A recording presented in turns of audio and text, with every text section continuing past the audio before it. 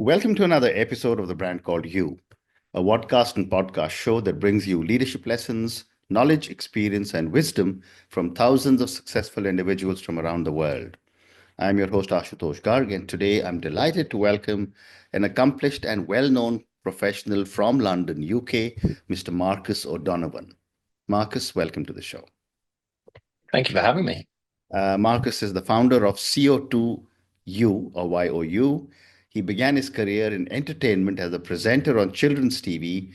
Under the mentorship of Simon Fuller, he went on to appear in a number of popular TV shows and films. Marcus is on a one-man mission to inspire positive change. So, Marcus, my first question, what inspired your initial foray into entertainment, and what lessons do you carry forward into your entrepreneurial journey? Well, I think growing up, I was desperate for attention. So Mhm.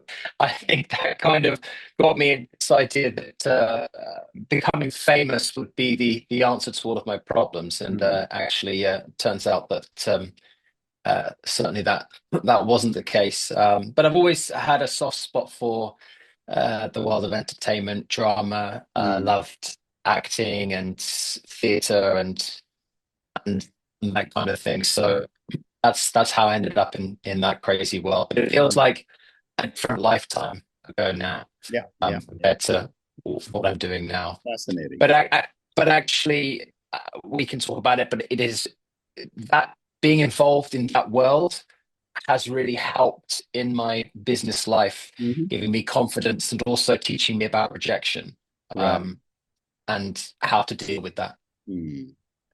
And you speak about your mentorship under Simon Fuller. Tell me a little bit more about that, and how did his guidance shape your approach to business and creativity? Well, I was very young when I met and was managed by Simon Fuller, and it was a small amount of time. It was about 2 years. I think it was just really inspiring to be uh, sort of looked upon and selected for a TV show by such an enormously successful entrepreneur in his field. Um, I don't think probably I could say that he mentored me in any kind of a business way, but it was just very inspiring for a young Mm. 16, 17, 18-year-old boy to be around somebody like that. Mm. Okay. And when I was preparing for my conversation with you, I was fascinated with Husk, and you actually sold it. So, what was the story behind Husk, and what motivated you to eventually sell the brand and pursue sustainability? Sure. Well, there was sustainable elements of that business as well. Husk was a food business. We sold premium nuts and snacks to the entrees, so luxury hotels, that kind of thing. You go in, they give you a cocktail and a beer, and then they pair that with a really nice snack, and that was that business. Uh, it was very tough. It was about a 10-year slog, I would say. And then, of course, we had COVID, and I pretty much lost the business overnight because all of our customers were restaurants, hotels, this kind of thing. And so I faced a challenge whereby I had to decide, do I want to continue this or give the whole thing up? And I decided to build it back. And we did that, and then it it got back closer to where it was from the pandemic, but it never quite got back to its sort of former glory.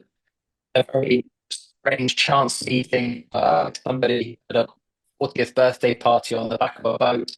Happened to know the owners of a much larger competitor, and a conversation with him led to me selling the business to Pembroke Foods, which is the company that I'm involved now.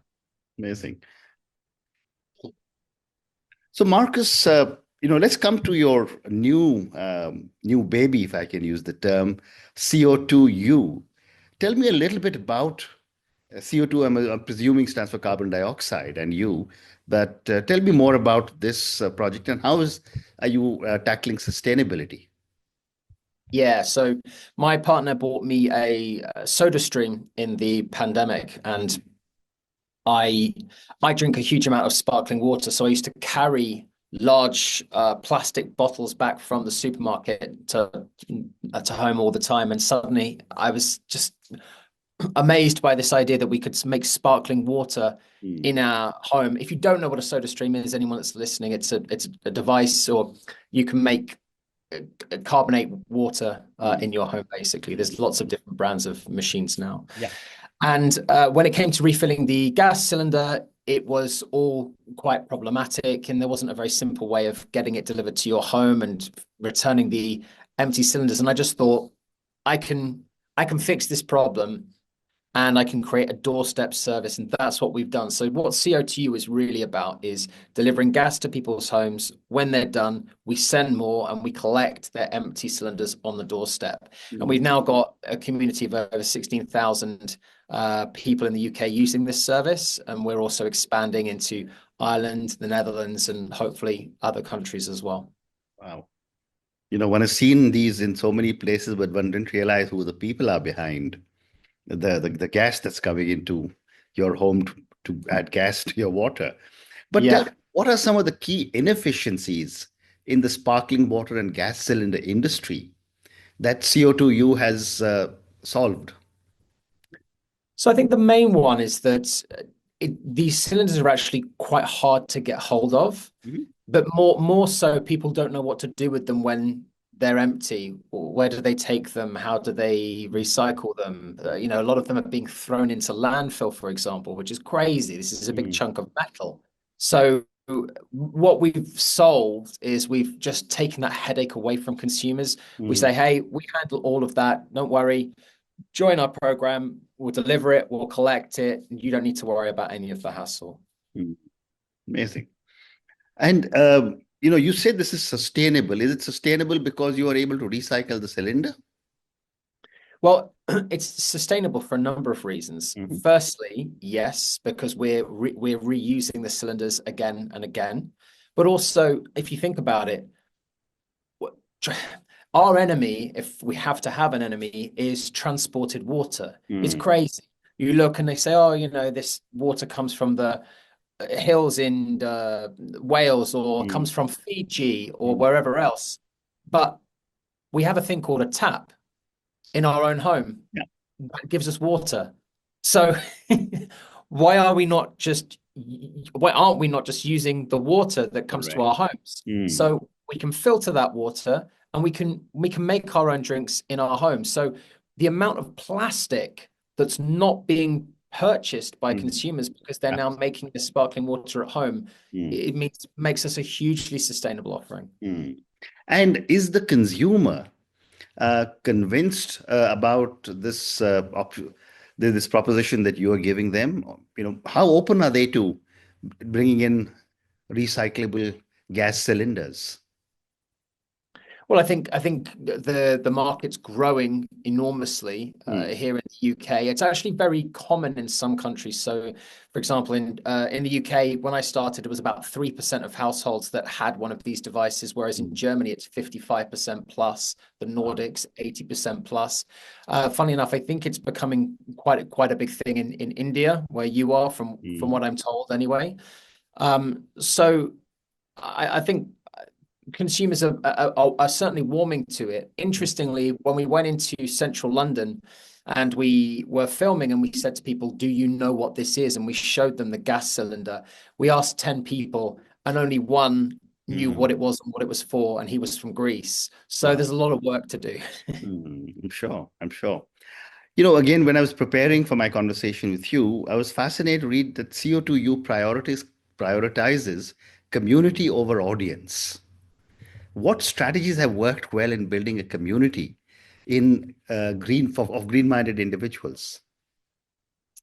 Well, I think it's about I think what I was trying to say there is that I want it's not this isn't so much of a look, we're trying to make loads of money exercise. Mm, This is actually, look, I want to build a sustainable business that I can be proud of, that will hopefully bring me wealth as a result, but that's not the driving force behind this. It's mm, actually about making change and doing something that's better for the planet. And I think that that broader appeal is working, and people are understanding that, Mm, we look, a lot of these big, I'm not calling anybody out, but big drinks businesses, I mean, they just care about the bottom line. They're right, not interested in what's good for the planet, no matter what right. they put out there, because they demonstrate it in how they behave and act outside of whatever they advertise. Mm, So I can confidently stand behind what I'm doing, and I know that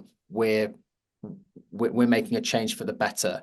And if I build a successful business out of that and I'm rewarded as a result, then I think that's fair. amazing. And how do you balance sustainability with profitability when running an authentic company? Well, again, it's the same thing. I mean, we the business is profitable anyway, Hmm. just in the whole in its whole makeup. Mm, So we haven't really had to try to do anything in particular. In fact, actually, before being sustainable, the business was really, I guess our key driver is convenience. mm, We're here to make people's lives easier and happier, but a huge byproduct of the business as well is that we're creating to this sustainable drive that the whole world needs to get behind. So right. um, the two kind of work together, I guess. And do you see a lot of technology being used in your business? And if so, how does it advance sustainability? Yeah, well, I mean, it's incredible what we've been able to achieve, Mm, in a couple of years. Until mm, recently, it was just me working on my own with huge amounts of tech stack behind the platform and integrating with warehousing and customer services team and that kind of thing. Um, how you can connect that back to sustainability, I don't know. I guess less people being around, traveling into one place, perhaps. The whole process being more efficient, mm, being able to get products directly to consumers rather than perhaps through third parties, that kind of thing. mm.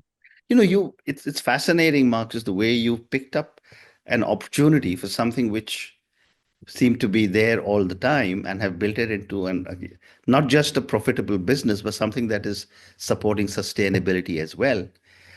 What would you say are some of the lessons other small business owners could adapt or learn from your journey without compromising their own growth? uh, I guess so. When I started this business, I looked at all the things on my previous business, Husk, that I didn't like, and I looked at the inefficiencies, the things that weren't working, and so I deliberately chose a business style that didn't incorporate a lot of those problems. So I would say you can take a broad look at the business that you're doing, make sure you really understand it, and then it's a case of chipping away at the things that aren't working, and the things that aren't sustainable. Well, there's always something you can do. There's always another way. So there's little changes people can be making, and you know, if everybody's making these changes, the impact is massive. And how do the economics work out? You mentioned that this could be a growing business, say, in my country, but even Mm, your country, a can of soda or a bottle of soda costs something. Um, you are bringing in a new variant in terms of sending them cylinders of gas. And then there's the whole element of delivery. How do the yeah. economics work? Well, our business is mainly customer service and logistics. So that broadly, that's where our biggest expense is. Mm, Obviously, there's a lot of we've had to build our own refilling facility, so there's expense that goes into the maintenance of the cylinders, the yeah. the filling, that kind of thing. But for the consumer, overall, it's a cheaper experience for them to Hmm. use this service and make their sparkling water at home. And then if they want to make a cola, for example, or fizzy orange, they can add a dilute. And you're talking about, I don't know, pence on, I don't know Hmm. what currency, but like on the glass rather than pounds buying an expensive soft drink. So it's a value add for everybody, consumers, and for us, we're able to run it and run it profitably. Okay. And what are some of the unexpected benefits of building a purpose-driven community like you have built of 16,000 people? Are there any other benefits of such um, a large community that you have managed to build? Well, I think it's we're trying to encourage more people to sort of join us socially, Hmm. so kind of on social media, and I guess it's about a movement really. Like I say, rather than sort of like a we're trying to sell to people like it's a business. It's about we're trying to make change, and so we see all these people that are joining us and making sparkling water at home as being a part of that movement. Um, and it's going to be really exciting to see how big that thing can grow. Okay. So time for two or three more questions. Can you share an inspiring story from your journey with CO2 U, that has had a significant impact on someone or the community? Oh gosh, yes, actually, quite early on, uh, somebody contacted us with an email to say, thank you for starting the service. And it was something that I never considered, but she explained that she was actually unable to leave her home because she was in a wheelchair and had a lot of mobility issues. And it had never really occurred to me that I'd kind of just thought about the convenience about having delivery at home, but I never thought about people that actually they can't do regular things that many of us are able to do, like go down to a post office and return their Hmm. empty cylinders. So it really made me realize that there's a lot of people out there for whom this is not just about a business or anything else. This is actually providing a service that never previously existed. And since then, we've had several other people as well reach out, people who are in very hard to reach areas of the Scottish Highlands, various places saying, oh, you've solved a massive problem for me. So that's really inspiring for me. And yeah, it made me feel really just warm inside. Absolutely. Given the size of the market that is there in the UK, and given the fact that you've got 16,000 members in your community, I'd love to get your perspective on what role do you think personal habits and lifestyle choices play in inspiring change like this? So there's a lot of change happening at the moment, particularly with younger people drinking less alcohol. Mhm. For one thing, I think consumers are becoming much more health conscious, generally fitness conscious, and so I think hydration is plays a huge role in all of this, and it's incredibly important. So for me, plain water is fine, but I find it dull. So uh, the theater of being able to fizz up your drink at home, your water, is going to really improve the amount of people that are drinking more water. And so I think certainly for me that's encouraged me to drink more sparkling water at home. And so yeah, Yeah. as a personal habit, that would be it. Fair enough. And my last question, if you could leave our listeners with one actionable takeaway on how they can contribute to sustainability, what would it be? Probably to carry a reusable water bottle with you and get your water for free, or encourage your workplace to install sparkling water taps or have a machine that would be my number one takeaway. Let's try and stop using single-use plastic bottles if we can. They'll always be around. We accept that, but they're just not necessary. I agree. And on that note, Marcus, I just want to say thank you so much for speaking to me about your own journey. I think we covered some very interesting ground on CO2 YOU. We talked about sparkling water and the gas cylinder business and how you seem to have brought in a very different perspective on how you can deliver gas to get sparkling water at home. I'm sure it's been done in many, many different markets and different ways, but you seem to have done it very differently. I liked what you told me about how you built a 16,000 strong community. And of course, the whole focus is sustainability. Thank you for speaking to me and good luck to you. Thank you.